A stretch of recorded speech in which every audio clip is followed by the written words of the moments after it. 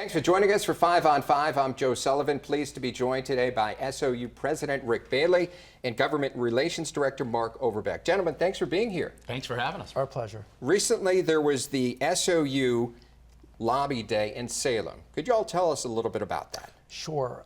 We were thrilled at how Lobby Day turned out. First of all, it was the first Lobby Day that our institution has held for several years. We were the first public university to go forward this session with a Lobby Day. We had over 40 SOU students, a handful of staff, trustees, and faculty, more than 60 people there. We met with 53 legislative offices to advocate for funding for public higher education. It was a great day. It was wonderful seeing the students help to advocate on their own behalf, but also the institution's behalf and the community's behalf. It was a really special day. So you're looking for funding. What else are you looking for from that meeting? Yeah, so I would say there's really, well, let's start with three. There's the Public University Support Fund, which is the legislature's way of supporting the 7 public universities in the state. Obviously, that's our primary focus. There's also the Oregon Opportunity Grant, which goes directly to helping students. And then we also have a very important capital project, which is for creative industries. Go ahead. I'd also like to say that because legislators are so used to having people say, we want more money as the only thing that they talk about, our legislative agenda includes several proposals that are about changing state policy or administrative rule that require no additional funding to let us be more efficient with the money that the legislature already sends us. And that was impressive. Have you heard any feedback from the legislators? So far, so good. I think that the other thing that we've been through, and a lot of your viewers already know, is that SOU has been through a really challenging last several years, right, in terms of our budget. But we've started to do some really creative things to take our own control of our future, and I think that's boding well for us in the legislature. What are you talking about? How so? So we've, for 153 years as an institution, we've really only relied on 2 sources of revenue. We've relied on state dollars and tuition. Well, state dollars over the last 35 years, unfortunately, this is not an indictment on the legislature, but there are so many other things that seem to take priority over public higher education. Well, the other is tuition. So over the last 35 years, there's been this Faustian bargain where we've allowed students to take more and more of the burden for funding their own education. Well, that's got to change, right? But in addition to making sure that the state provides some of that funding, as an institution, we need to do our part too. So we've started to be more entrepreneurial in the way we think about revenue. We've started projects such as a senior living facility, which we should open the doors in 2027, a university district. We've re-engineered the way we think about energy on campus. All of those things are actually revenue generators for the institution. Go ahead. And I'll also say that legislators are aware of and pleased with President Bailey's initiative with employers in the region. So we've got the employer roundtable with major employers in the Rogue Valley, and that's us, our institution, being responsive to the economic needs of the area. Yeah. Okay, we're going to take a quick break and be right back with part 2 of our 5 on 5. Stay with us.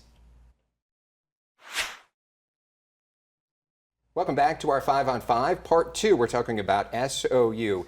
And a growing industry is behavioral health, training more behavioral health people at SOU in Ashland. Can you talk about that a little bit? Absolutely. We have launched something called the Behavioral Health Initiative at SOU.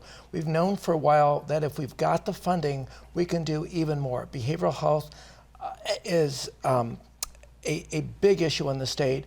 Part of the crisis is we just don't have enough providers to be able to service the people who need that. So we have come up with plans for a pretty major expansion of the behavioral health workforce, grown in the Rogue Valley, staying in the Rogue Valley. We did a survey of students who left SOU without a degree, and those who didn't go to another institution. So for us, that's a failure. What could we have done better?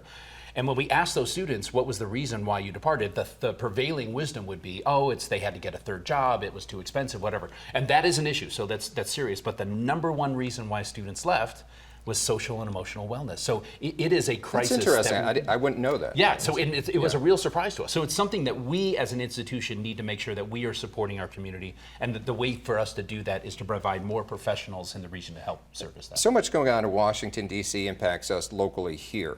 How has the impact from D.C., the federal cuts, impacted SOU? So I think, you know, we are taking it a day at a time. Obviously, it has been a very chaotic time, but I do want to stress to your viewers, and especially to prospective students, both prospective students, current students, returning students. Even in the midst of that chaos, there is still so much money available for students. The Pell Grant is still active. All of that stuff is still there.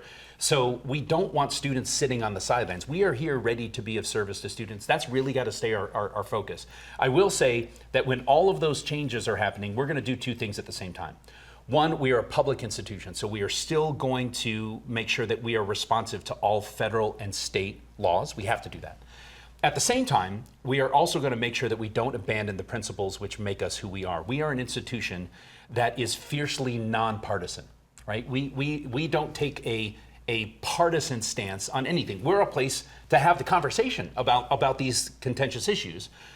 But we're also an institution that is fully committed to love and respect for everyone. And so we're not going to abandon those principles no matter what is happening from here. I'll just say also that we have the good fortune of having children of both Republican legislators and Democratic legislators.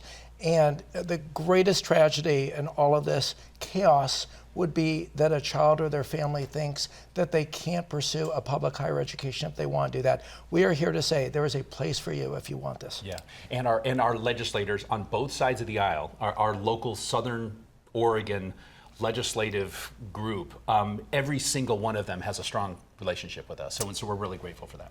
We've got about a minute left. You know, I want to touch on a couple more issues, but real quick, the DEI executive order, how does that impact you all at SOU? So it's an interesting question, and ultimately, the Dear Colleague letter, as it's come to be known, really says that we have to make sure that DEI programs aren't harming anyone. Well, at SOU, we're an institution that accepts 98% of the students who apply. So there are no students being harmed. In that sense, we are completely in keeping with the focus of the federal government. So I think we can do both things at the same time and make sure that we're providing that love and respect for everyone. We saw recently people at the University of Oregon with the visas, international students, having to leave. Is that an issue, or is that something you're concerned about at SOU? So we are not the arbiters of who deserves. For us, we believe that education is for everybody, right? And so we're going to make sure that we're conscious of obeying state and federal guidelines, and at the same time, we're also conscious of the fact that there's anxiety, right, with students. And so we've been very aggressive at making sure that all of our students know that, hey, if they run into contact with someone, here's who to send those to. That's something for the Office of the President. Our General Counsel, Rob Patridge, who is a former state legislator himself, we're going to make sure that we're interacting in ways that help students. We've got about 30 seconds left. We've talked about a lot of issues here. Is there anything else you'd like our viewers to know about? Yeah, so I will say this, it's been 3.5 years that I've been in this job, and the one thing that I really want your viewers to know is that we are best as an institution when everyone in our community speaks with one voice. The one thing that we've really enjoyed, both sides of the aisle understand the importance of public higher education.